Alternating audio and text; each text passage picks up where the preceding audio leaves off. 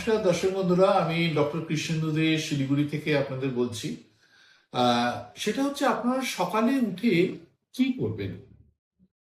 প্রথমেই আপনারা বাসি মুখে কিন্তু কখনো খাবার খাবেন না, এবং এক গ্লাস ঠান্ডা জল খেয়ে ফেললেন, এগুলো করবেন না। তাতে হয় কি, সারা রাত ধরে আপনার মুখে যে বীজাণুগুলো জমে এবং পচনশীল খাবারগুলো তৈরি হয়, সেগুলো কিন্তু আপনার জলের সাথে সাথে বা আপনার খাবারের সাথে সাথে পেটের ভিতর ঢুকবে এবং পেটে কিন্তু ইনফেকশন করবে।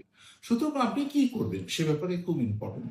সেটা হচ্ছে আপনি এক গ্লাস গরম জলের মধ্যে যে কোনো টেবিল সল্ট, অথবা আপনি সি সল্ট, অথবা আপনি মিনারেল সল্ট যেগুলো আছে, এক চিমটি দিয়ে আলতো করে ওই জলটা আপনি কুলকুচি করে ফেলে দেবেন, গিলবেন না।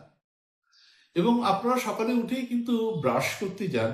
আপনাদের একটা এই ব্যাপারে বলি যে সব সময় যদি প্রয়োজন হয় এবং সম্ভব হয়, তাহলে কিন্তু আপনারা নিম দাতুন দিয়ে ব্রাশ করবেন।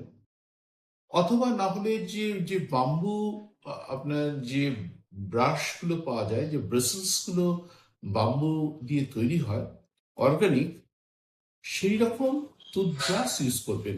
এরকম প্লাস্টিক টুথব্রাশ সাধারণত ইউজ আমরা করি, কিন্তু এটাকে বর্জন করার চেষ্টা করবেন। কেন, দেখুন, এই যে প্লাস্টিক ব্রাশেস গুলো আছে, আপনি যখনই দাঁত মাজছেন তার মধ্যে থেকে মিলিয়নস অফ প্লাস্টিক পার্টিকেলস আপনার কিন্তু দেহের ভিতরে ঢুকছে, এবং দেহের ভিতরে ঢুকে কিন্তু আপনার সারা শরীরের মধ্যে ছড়িয়ে পড়ছে এবং আপনার কিন্তু ক্ষতি সাধন করছে।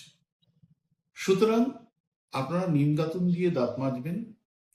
যদি আপনার নিম দাতুন না পাওয়া যায়, তাহলে যে অর্গানিক যে বাম্বু স্টিকে যে বাম্বু ব্রেসলেসের যে ব্রাশগুলো পাওয়া যায়, সেগুলো ব্যবহার করুন।